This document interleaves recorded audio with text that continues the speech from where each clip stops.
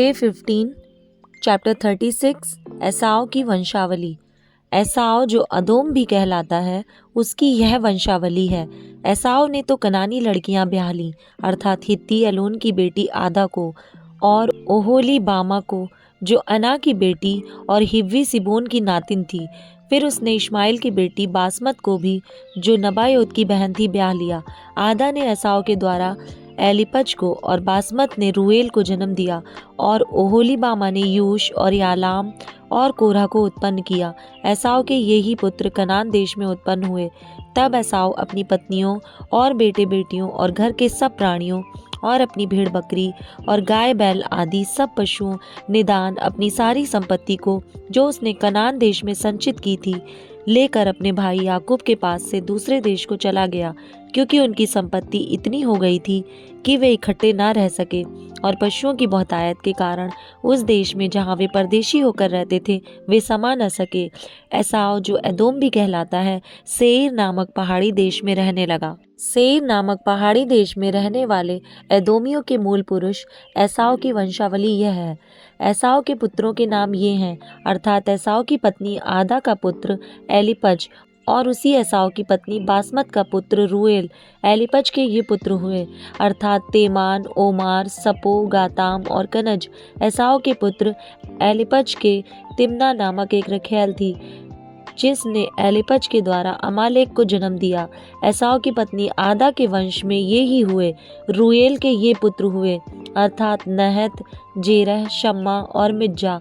एसाव की पत्नी बासमत के वंश में ये ही हुए। ओहोलीबामा जो एसाव की पत्नी और सिबोन की नातिन और अना की बेटी थी उसके ये पुत्र हुए, अर्थात उसने एसाव के द्वारा यूश, यालाम और कोरह को जन्म दिया। एसाव वंशियों के अधिपति ये हुए, अर्थात एसाव के जेठे एलिपज के वंश में से तेमान अधिपति, ओमार अधिपति, सपो अधिपति, कनज अधिपति, कोरह अधिपति, गाताम अधिपति, अमालेक अधिपति। एलिपज वंशियों में से एदोम देश में ये ही अधिपति हुए और ये ही आदा के वंश में हुए। एसाव के पुत्र रूएल के वंश में ये हुए, अर्थात नहत अधिपति, जेरह अधिपति, शमा अधिपति, मिज्जा अधिपति। रूएल वंशियों में से एदोम देश में ये ही अधिपति हुए और ये ही एसाव की पत्नी बासमत के वंश में हुए। एसाव की पत्नी ओहोलीबामा के वंश में ये हुए, अर्थात यूश अधिपति, यालाम अधिपति, कोरह अधिपति, अना की बेटी ओहोलीबामा जो एसाव की पत्नी थी उसके वंश में ये ही हुए। एसाव जो एदोम भी कहलाता है उसके वंश में ये ही हैं और उनके अधिपति भी ये ही हुए। सेईर की वंशावली। सेईर जो होरी नामक जाति का था उसके ये पुत्र उस देश में पहले से रहते थे। लोतान, शोबाल, शिबोन, अना, दीशोन, एसेर और दीशान। एदोम देश में सेईर के ये ही होरी जाति वाले अधिपति हुए। लोतान के पुत्र होरी और हेमाम हुए और लोतान की बहन तिम्ना थी। शोबाल के ये पुत्र हुए, आलवान, मानहत, एबाल, शपो और ओनाम। सिदोन के ये पुत्र हुए, अय्या और अना। यह वही अना है जिसको जंगल में अपने पिता सिबोन के गधों को चराते चराते गर्म पानी के झरने मिले। अना के दीशोन नाम पुत्र हुआ और उसी अना के ओहोलीबामा नामक बेटी हुई। दीशोन के ये पुत्र हुए, हेमदान, ऐशबान, यित्रान और करान। एसेर के ये पुत्र हुए, बिल्हान, जाबान और अकान। दीशान के ये पुत्र हुए, ऊस और अरान। होरियों के अधिपति ये हुए, लोतान अधिपति, शोबाल अधिपति, शिबोन अधिपति, अना अधिपति, दीशोन अधिपति, एसेर अधिपति, दीशान अधिपति। सेईर देश में होरी जाति वाले ये ही अधिपति हुए। एदोम के राजा। फिर जब इजराइलियों पर किसी राजा ने राज्य ना किया था तब भी एदोम के देश में ये राजा हुए। बोर के पुत्र बेला ने एदोम में राज्य किया और उसकी राजधानी का नाम दिनहाबा है। बेला के मरने पर बोस्रा निवासी जेरह का पुत्र योबाब उसके स्थान पर राजा हुआ। योबाब के मरने पर तेमानियों के देश का निवासी हुशाम उसके स्थान पर राजा हुआ। फिर हुशाम के मरने पर बदद का पुत्र हदद उसके स्थान पर राजा हुआ। ये वही है जिसने मिद्यानियों को मोआब के देश में मार लिया और उसकी राजधानी का नाम अबीत है। हदद के मरने पर मस्रे का वासी समला उसके स्थान पर राजा हुआ। फिर समला के मरने पर शाऊल, जो महानद के तट वाले रहोबोत नगर का था, वह उसके स्थान पर राजा हुआ। शाऊल के मरने पर अकबोर का पुत्र बालहानान उसके स्थान पर राजा हुआ।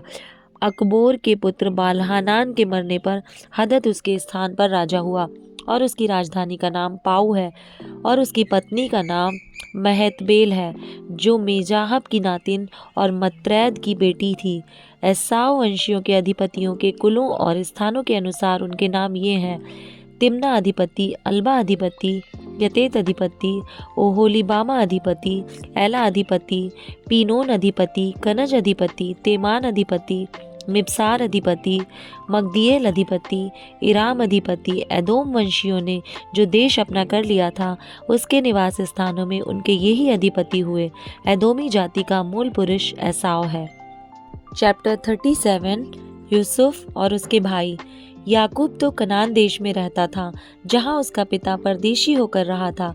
याकूब के वंश का वृतांत यह है: यूसुफ 17 वर्ष का होकर अपने भाइयों के संग भेड़ बकरियों को चराता था, और वह लड़का अपने पिता की पत्नी बिल्हा और जिल्पा के पुत्रों के संग रहा करता था और उनकी बुराइयों का समाचार अपने पिता के पास पहुँचाया करता था। इज़राइल अपने सब पुत्रों से बढ़ के यूसुफ से प्रीति रखता था, क्योंकि वह उसके बुढ़ापे का पुत्र था, और उसने उसके लिए एक रंग बिरंगा अंगरखा बनवाया। परंतु जब उसके भाइयों ने देखा कि हमारा पिता हम सब भाइयों से अधिक उसी से प्रीति रखता है, तब वे उससे बैर करने लगे और उसके साथ ठीक से बात भी नहीं करते थे।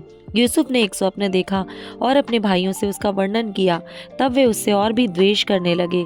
उसने उनसे कहा, जो स्वप्न में मैंने देखा है उसे सुनो। हम लोग खेत में पूले बांध रहे हैं, और क्या देखता हूँ कि मेरा पूला उठकर सीधा खड़ा हो गया।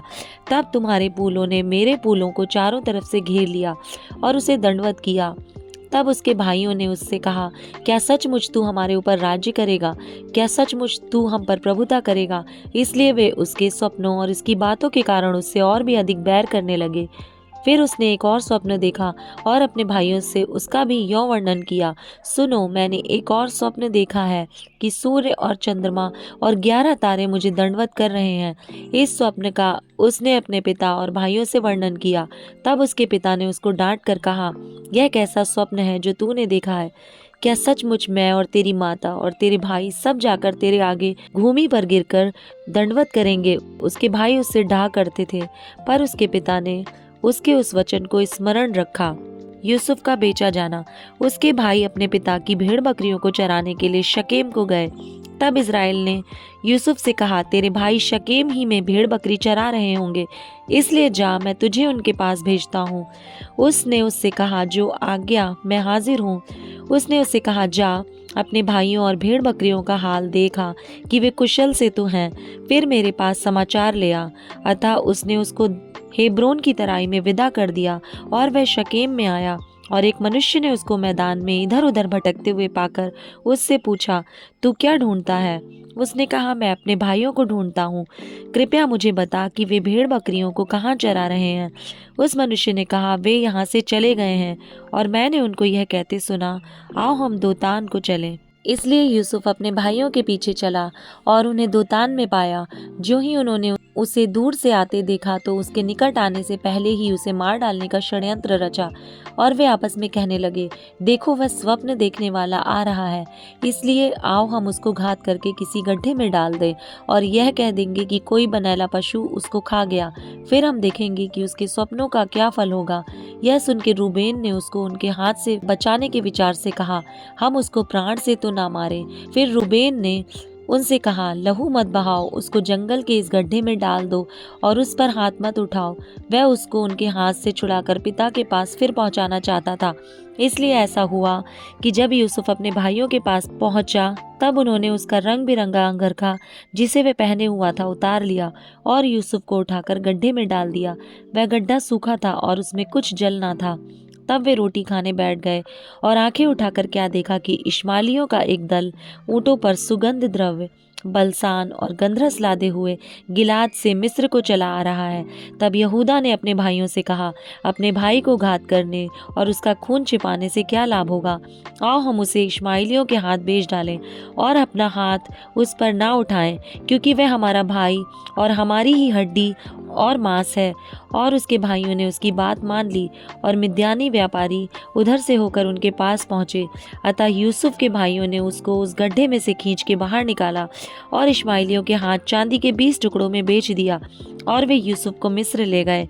रूबेन ने गड्ढे पर लौटकर क्या देखा कि यूसुफ गड्ढे में नहीं है, इसलिए उसने अपने वस्त्र फाड़े और अपने भाइयों के पास लौटकर कहने लगा, लड़का तो नहीं है, अब मैं किधर जाऊं?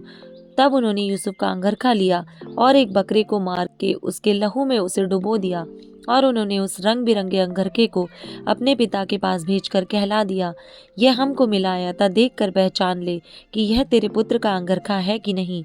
उसने उसको पहचान लिया और कहा, हाँ, ये मेरे ही पुत्र का अंगरखा है, किसी दुष्ट पशु ने उसको खा लिया है। निसंदेह यूसुफ फाड़ डाला गया है। तब याकूब ने अपने वस्त्र फाड़े और कमर में टाट लपेटा और अपने पुत्र के लिए बहुत दिनों तक विलाप करता रहा। उसके सब बेटे बेटियों ने उसको शांति देने का प्रयत्न किया, पर उसको शांति ना मिली और वह यही कहता रहा, मैं तो विलाप करता हुआ अपने पुत्र के पास अधोलोक में उतर जाऊंगा। इस प्रकार उसका पिता उसके लिए रोता ही रहा।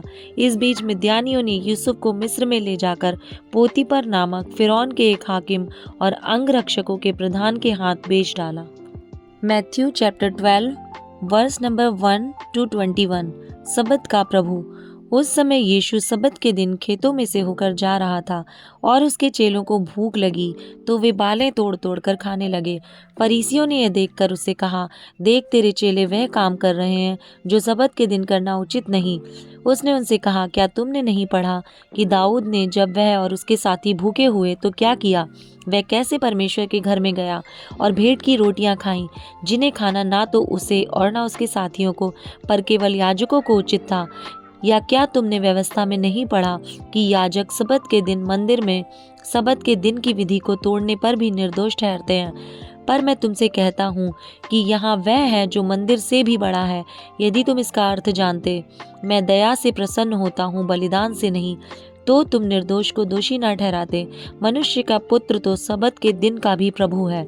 सूखे हाथ वाले मनुष्य को चंगा करना। वहां से चलकर वह उनके आराधनालय में आया। वहां एक मनुष्य था जिसका हाथ सूखा हुआ था। उन्होंने यीशु पर दोष लगाने के लिए उससे पूछा, क्या सबत के दिन चंगा करना उचित है? उसने उनसे कहा, तुम में ऐसा कौन है जिसकी एक ही भेड़ हो और वह सबत के दिन गड्ढे में गिर जाए तो वह उसे पकड़ कर ना निकाले? भला मनुष्य का मूल भेड़ से कितना बढ़कर है, इसलिए सबत के दिन भलाई करना उचित है। तब उसने उस मनुष्य से कहा, अपना हाथ बढ़ा। उसने बढ़ाया और वह फिर दूसरे हाथ की तरह अच्छा हो गया। तब फरीसियों ने बाहर जाकर उसके विरोध में सम्मति की कि उसे किस प्रकार नष्ट करें। परमेश्वर का चुना हुआ सेवक। यह जानकर यीशु वहां से चला गया और बहुत लोग उसके पीछे हो लिए और उसने सबको चंगा किया और उन्हें चिताया कि मुझे प्रकट ना करना, ताकि जो वचन यशायाह भविष्यद्वक्ता के द्वारा कहा गया था वह पूरा हो। देखो, यह मेरा सेवक है जिसे मैंने चुना है, मेरा प्रिय, जिससे मेरा मन प्रसन्न है। मैं अपना आत्मा उस पर डालूंगा और वह अन्य जातियों को न्याय का समाचार देगा। वह न झगड़ा करेगा और न धूम मचाएगा और न बाजारों में कोई उसका शब्द सुनेगा। वह कुचले हुए सरकंडे को ना तोड़ेगा और धुआं देती हुई बत्ती को ना बुझाएगा, जब तक वह न्याय को प्रबल ना कराए और अन्य जातियां उसके नाम पर आशा रखेंगी।